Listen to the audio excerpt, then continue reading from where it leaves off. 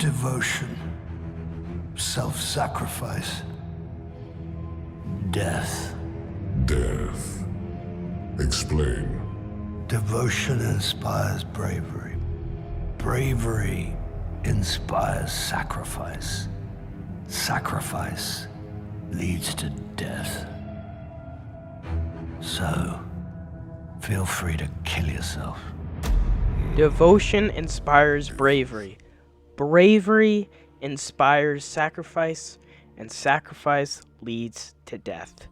This was the response from the speaker to Gaul during the Red War campaign on how the Guardians are granted the power of immortality, how a Guardian becomes a Guardian, and what is the real reason behind it.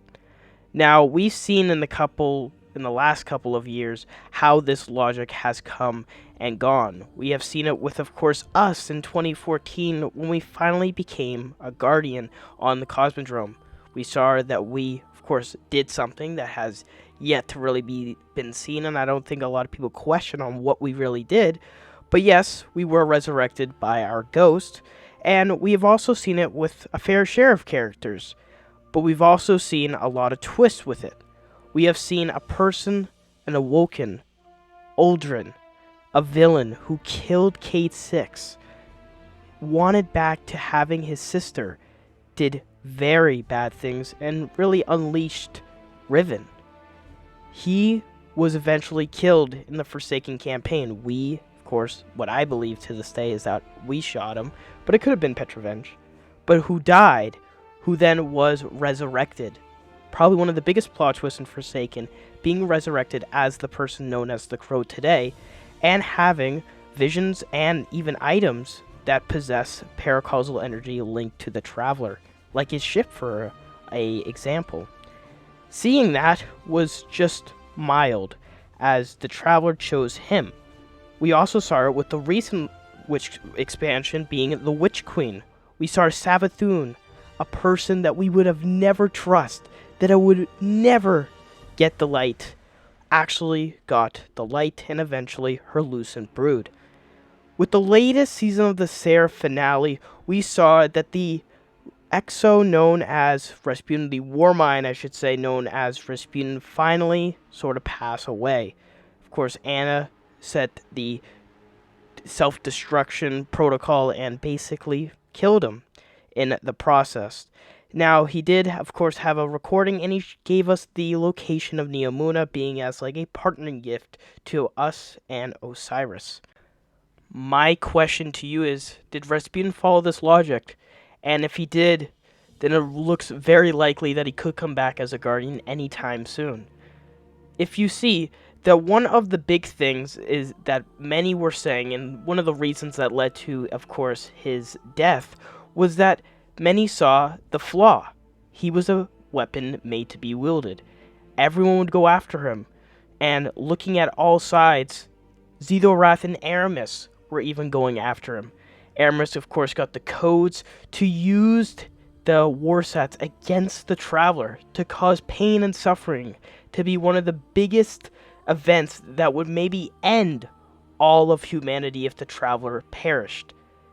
And Zedorath also was having a winning side, is that if Rasputin got the power of the war sets and was able to fight back the Hive, the god of war would just come back stronger. Rasputin saw the flaw that no one else could see, that he himself was the reason why everything was happening.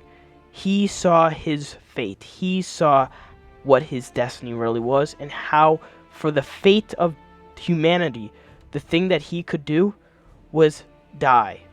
Now, if he died, that shows bravery, that shows sacrifice for the good of humanity. Even Bife said in one of his videos that the reason the Traveler just wanted to, of course, go around orbit was because of him. It was because of Rasputin. He didn't want to flee, but just that reason why he didn't want to flee was because of Rasputin, because of that sacrifice bit. Now, could we see a ghost go and resurrect that exo frame? Now, there's a lot of, things that we really don't know about in terms of if it would work and if it would happen, because as you can see in the helm, it's not really a full exo. It's like half of it, and we don't know if it's still powered down or anything. But in theory, a ghost could go up and resurrect. Oh my god. Revive. I'm just gonna keep it at that. Revive Rasputin. Revive Rasputin into becoming a guardian. I find that what Rasputin did had every focus on the sacrifice part that he wanted to do at the end. And that's why I feel like Rasputin followed the logic accordingly, and why if Savathun and Uldren could have gotten the light basically to be revived, could have gotten that, revive moment to become a guardian, then so can Rasputin.